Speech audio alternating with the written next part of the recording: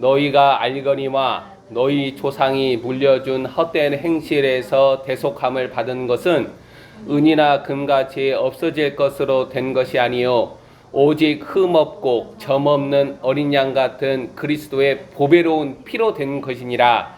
그는 창세 전부터 미리 알린 바 되시니이나 이 말세에 너희를 위하여 나타내신 바 되었으니 너희가 거듭난 것은 썩어질 씨로 된 것이 아니요 썩지 아니할 씨로 된 것이니 살아있고 항상 있는 하나님의 말씀으로 되었느니라. 사도 베드로는 1장에서 거룩하라 이 하나님의 명령어를 주고 있습니다. 거룩하라는 하나님의 명령어는 지상교회와 성도들에게 너희들의 모든 행위가 너희들의 마음에 쌓여있는 생각이나 중심이 거룩하신 하나님을 닮아가라는 요구입니다. 오늘날 지상교회들과 성도들의 심각한 죄악은 24시간 365일 종교적 열심과 정성들이 많은 일들을 낳음에도 불구하고 성결하지 않고 거룩하지 않다라는 거예요. 불의와 악한 세상을 거부하지 못하는 것이나 이전의 본성을 따르는 자기 사랑은 거룩하지 않음을 드러내는 거예요.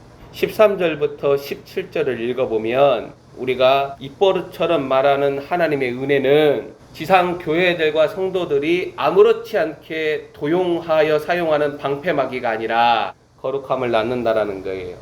하나님은 그리스도의 몸이라고 주장하는 지상 교회들과 성도들에게서 거룩하신 하나님을 닮지 않는 모든 행위를 심판하시기에 땅에서 나그네로 지내는 시간이 이 심판이 유예되므로 돌이켜서 하나님의 구원으로 나아가라는 마지막 기회라는 거예요. 하나님께서 마지막으로 일하실 일들이 일어나는 때를 마지막 때라고 그러는데 그 마지막 때에 하나님은 지금도 초청을 하세요.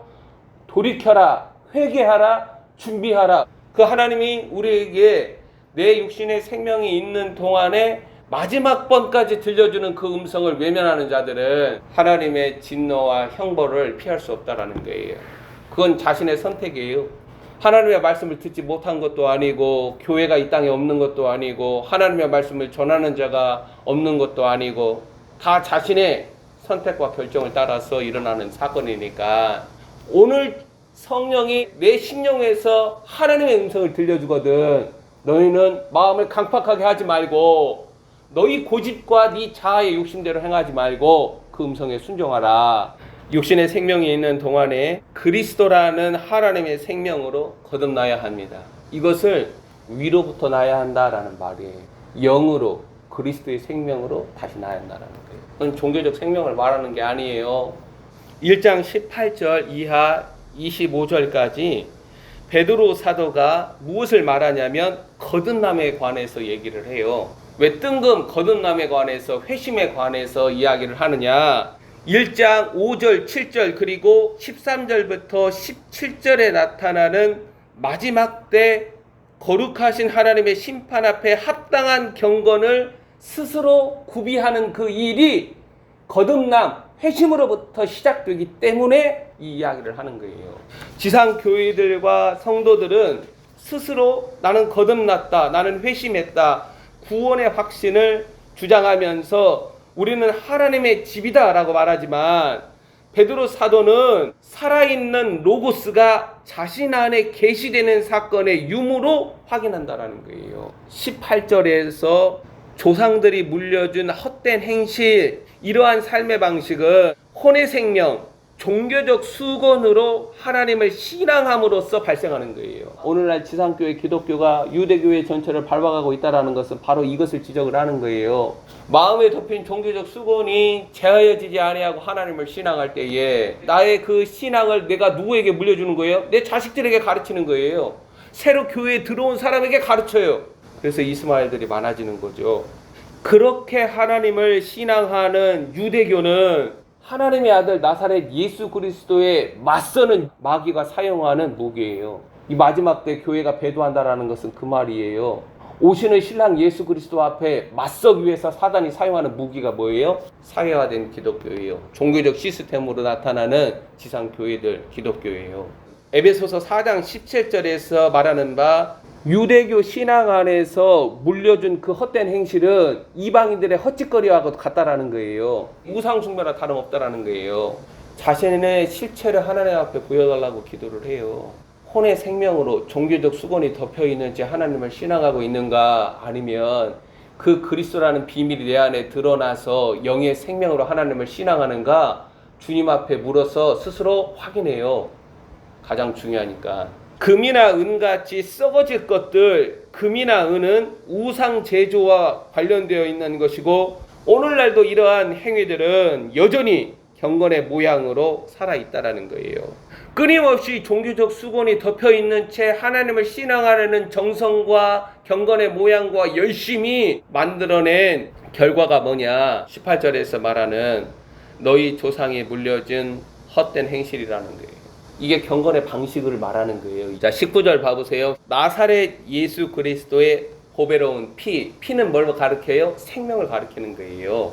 종교적 수건이 가리워진 혼의 생명으로 신앙하는 행위를 끌어내고, 그러니까 조상들이 물려준 헛된 행실, 생명의 헛된 방식들로부터 하나님의 생명으로 하나님을 신앙하는 일을 열어놓는 사건이 뭐냐? 예수 그리스도의 보배로운 피를 흘린 사건이라는 거예요. 그래서 하나님은 십자가를 통해서 새로운 백성들을 창조해내는 거예요. 십자가를 알지 못하면, 십자가가 여전히 가리워져 있으면 요한계시록 5장에 나타나는 죽임당하신 하나님의 어린 양을 향한 찬양이 나오지 않아요. 제가 본 것대로 1318 세대들. 베드로 사도의 증거들에서 나타나는 명령어들은 1장 19절에 점도 없고 흠도 없는 하나님의 어린 양 그리스도의 보배로운 피, 생명에서 흘러나오는 것들이라는 거예요.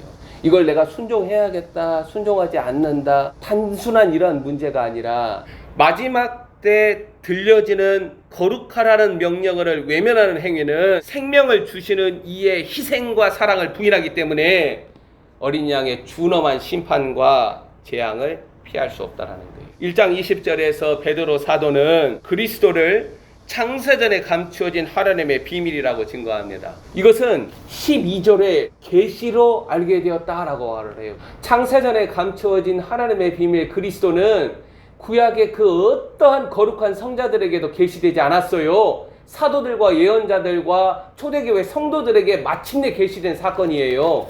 말세에 나타내기로 예비한 하나님의 구원을 위하여서 이걸 하나님이 그 그리스도의 비밀을 드러내셔야 돼요. 모든 은밀하게 감춰진 것들은 하나님이 드러내셔야만 알 수가 있어요. 지금까지도 열려 있으면서 동시에 닫혀 있는 거예요. 이걸 혼의 능력으로, 혼의 잠재력으로 풀어내려고 하는 것이 악하다라는 거예요. 모르면서도 신학적인 사유와 이성의 힘과 혼의 잠재력으로 이 계시를 억지로 풀으니까 온갖 거짓 것들이 단에서부터 흘러나오는 거예요. 창세전에 감춰진 그리스도가 나사렛 예수로 자신의 피, 생명으로 택함 받는 자들을 구원한 사실은 하나님의 심판과 보상의 정당성을 부여하기에 심판하실 때에는 두 가지밖에 없어요. 누군가에게는 보상을 돌리고 누군가에게는 엄중하고도 무거운 심판이 떨어지는 거 두 가지밖에 없어요. 우리는 거기에서 거룩하신 하나님을 아는 거예요. 너의 행위대로 내가 너에게 갚겠다라는 거예요. 그렇게 심판과 보상의 정당성을 부여하면서 택함 받은 자들의 삶의 방식과 내용을 거룩하라는 명령어에 실는 거예요. 하나님의 비밀 그리스도는 마지막 번으로 우리들의 구원을 위하여 계시된 거예요. 이게 어디서 나타나요? 히브리서 1장에 나타나요. 이 마지막 때 하나님께서 그 아들로 우리에게 말씀하셨다. 이러한 그리스도를 통하여서 하나님을 믿는, 하나님을 신앙하는 자들은 그리스도의 동선이 뭐예요? 죽은 자들 가운데 살아나는 생명의 부활과 그 영광 안에 내포된다라고 증거합니다. 그래서 이 마지막 때 어떤 신앙이 살아나야 돼요? 제자도 신앙이 살아나야 돼요. 자기를 부인하고 자기 주장과 자기 만족적, 자기 추구적, 나르시즘적인 자기 사랑에 매몰된 삶의 방식을 과감히 영으로 자기 부인하고 자기 십자가를 지고 자기 십자가를 짐으로 말미암아 그리스도의 고난을 자신의 육체의 갑옷으로 삼고 그리스도를 따라가는 제자도 신앙이 살아나야 돼요. 왜? 그 나사렛 예수 그리스도의 동선에서 생명의 부활과 그 하나님의 영광이 여기에 묶여 있는 거예요. 그래서 히브리서에서는 뭐라고 과감히 말해요? 영문 밖에 버려진 그리스도께로 나아가라고 과감하게 말하는 거예요. 이것이 전혀 보이지 않으니까 우리는 육신의 영광을 쫓아서, 사람의 영광을 쫓아서, 세상의 영광을 쫓아서 살아가요. 하나님의 이름으로. 마침내 구원을 위하여 드러나고 계시된 그리스도를 통한 방식이 아닌 모든 방식들, 유대교로 나타나는 조상들이 물려준 생명의 헛된 방식은 마귀의 작품이자 멸망과 죽음으로 매듭짓습니다. 마지막 때는 하나님의 방식, 그리스도라는 하나님의 생명으로 하나님을 신앙하는 거예요. 다른 방법이 없어요. 다른 방법들은 내 안에 짐승의 세상을 이기는 경건의 능력이 나오지 않아요. 1장 22절, 너희가 진리를 순종함으로, 다른 말로 그리스도께 순종함으로 영혼이 깨끗하게 되며, 한 가지 방식밖에 없어요. 내 안에 그리스도의 음성에 순종함으로 내 영혼이 깨끗해지는 거예요. 내가 하나님의 말씀을 쫓아 순종함으로 내 영혼이 깨끗해지는 게 아니라, 그건 유대교들이 했던 방식이니까, 바리새인들의 방식이니까, 내 안에 오늘이라는 동안에 성령이 너에게 말씀하시는 음성, 그 그리스도의 음성에 순종함으로 내 영혼이 깨끗해지는 거예요. 성경을 딸딸딸 읽음으로 구원을 받는 게 아니라, 기록된 말씀인 성경이 가르치고 있는 하나님의 살아있는 로고스 그리스도가 나에게 구원을 주시고 나에게 생명을 주시는 거예요. 그리스도께 순종함으로 우리의 영혼이 깨끗하게 되며, 내 안에 들어오신 그리스도가 낳는 사랑으로 22절에 거짓이 없이 형제를 사랑하는 거예요. 누구처럼? 나사렛 예수 그리스도처럼. 예수 그리스도가 자기의 사람을 어떻게 사랑하시느니라? 끝까지 사랑하시느니라. 그리스도 안에 역사한 하나님의 사랑으로 자신을 배신하고 자신을 알지 못한다고 말하는 베드로부터 자신의 생명 때문에 그리스도를 버리고 떠나버린 제자들, 심지어 십자가에서 자신을 조롱하고 멸시하고 자신을 죽이는 자들을 향해서도 아버지, 저들이 자신이 하는 일을 알지 못하오니 저들을 용서하옵소서, 이 사랑이 나오는 거예요. 그러니까 거짓 없이 형제를 어떻게 사랑을 해요? 자기는 사랑할 수 있어도 남은 사랑하기 힘들잖아요. 성령께서는 이러한 일들이 내 안에서 가능하도록 역사하시기 때문에 심판하시는 어린 양 그리스도가 바라는 명령어는 무거운 짐이 아닙니다. 이게 생명이에요. 그리스도가 바라는 명령어에 순종하는 것이 생명을 취하는 길이에요. 다른 방식으로 어둠의 영들과 싸울 수가 없어요. 24절에 뭐라고 말해요? 모든 육체는, 모든 사람의 영광은 풀과 같고 그 모든 영광은 풀의 꽃과 같이 시들고 썩어서 마른다. 살아있는 로고스 그리스도가 내 안에 드러난 실체요 생명이기 때문에 마지막 때 이 그리스도를 사랑하고 그리스도를 따르는 자들은 거룩하신 하나님을 닮아갑니다. 그리스도가 바라는 모든 명령어가 어디에서 나오는 거예요? 그리스도의 생명에서 나오는 거예요.